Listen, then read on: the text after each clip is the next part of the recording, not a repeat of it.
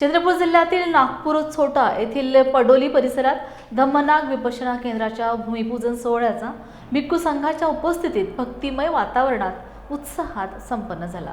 नगीनाबाग चंद्रपूर येथील बौद्ध उपासिका दुधेआई यांनी भदंत धम्मकोश मेहता यांना दान दिलेल्या सुमारे 2700 चौरस फूट जागेत या केंद्राची उभारणी करण्यात येणार आहे। आमदार किशोर जोरगेवार यांच्या हस्ते भूमिपूजन करण्यात आले। तसेच समाजातील अनाथ व गरजू मुलींना 20 वर्षांपर्यंत दत्तक संगोपन निवास व 4थी पासून PhD पर्यंत मोफत शिक्षण देण्याचा संकल्प राबविण्यात येणार आहे। शाळाबाह्य मुलींनाही या मुख्य प्रवाहात आणण्यासाठी केंद्र कार्यरत राहणार आहे। समाजहित, शिक्षण वृद्धी व धम्मप्रसार या त्रिसूत्रीवर उभारले जाणारे हे केंद्र जिल्ह्यासाठी प्रेरणादायी ठरणार असल्याचं मत मान्यवरांनी व्यक्त केले। साधु साधु साधु। या भूमीचा आम्ही उपयोग समाजासाठी व्हावा, धर्मासाठी व्हावा, यासाठी इथे आम्ही धम्मनाग विपश्यना केंद्राची निर्मिती करीत आहे। ही निर्मिती करताना आमचा असा उदात्त हेतू आहे की समाजातील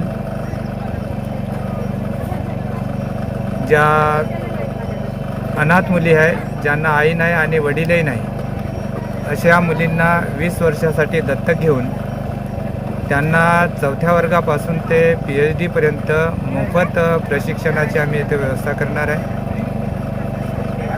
त्याचप्रमाणे ज्या मुलींना आई आहे आणि वडील नाही किंवा वडील आहे आई नाही, अशा मुलींनासुद्धा राहण्यासाठी इथे आश्रय स्थान बनत आहे। त्यासाठी हा सुद्धा एक चांगला हेतू आहे। त्यानंतर ज्या समाजामधील मुलींनी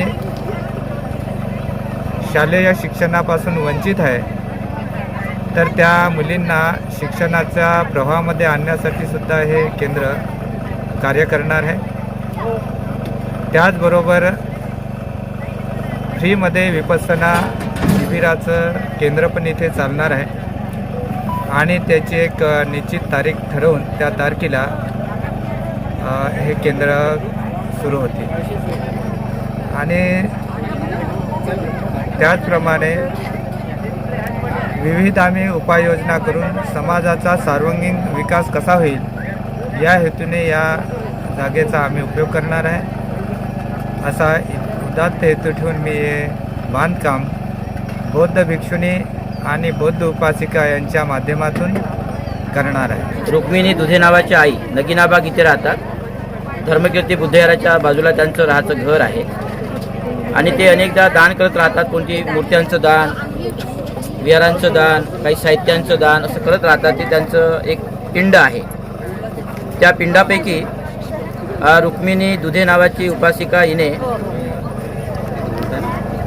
2700 स्क्वेअर फूट जागा एका श्रमणाला दान दिली होती। मग तो श्रमण जो आहे चिवर त्यागून आपल्या घरी गेला आणि नंतर ती संघाच्या वाट्याला जागा आलेली आहे आणि मग त्या श्रमणाने ही जागा आताच 2 महिन्याच्या पूर्वी कोर्टामधून याची रजिस्ट्री झालेली आहे, नोंदणीकृत। आणि संघाचे अधिपती चंद्रपूरमध्ये असणारे भदंत धम्मकोश मेहता भंते, अष्टभुजावाड चंद्रपूर, त्यांचं 2.5 एकरमध्ये विहार पण आहे आणि त्या विहाराचं नाव आहे भदंत चंद्रमणी पार्क।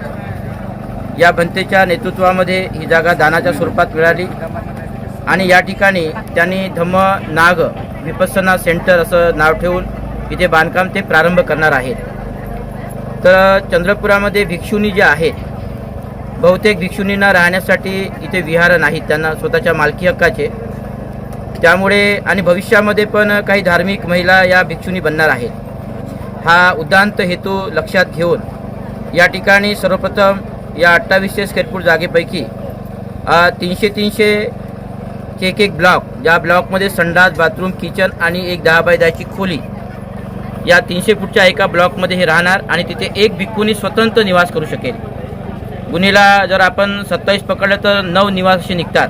ज्या 9 निवासामध्ये भिक्षुणी चांगल्या प्रकारे राहू शकतात। खालच्या ब्लॉकमध्ये मधातला जो ब्लॉक आहे तो ब्लॉक जो आहे ध्यान साधनेसाठी शून्यागार म्हणून राहणार आहे आणि वरचा जो ब्लॉक आहे तो धम्मदेशनेसाठी आणि त्याचप्रमाणे बुद्धविहार या उद्देशाने तो राहणार आहे.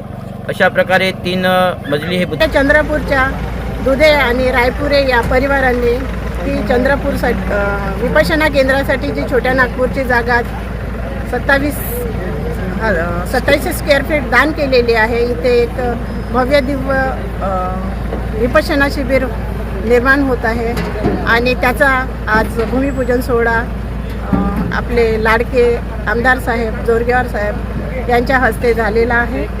आणि या विपश्यना केंद्रामध्ये फक्त ध्यान साधनाच नाही तर महिला मुलींना सुरक्षा कशी प्रदान होईल, मुलींकरता शिक्षणाची व्यवस्था कशी होईल, या सर्व गोष्टींचा विचार भंतेंनी केलेला आहे.